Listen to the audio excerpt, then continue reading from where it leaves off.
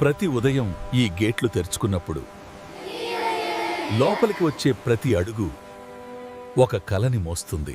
ఇక్కడ ప్రతి మాట కొత్త ఆలోచనకు విత్తనం,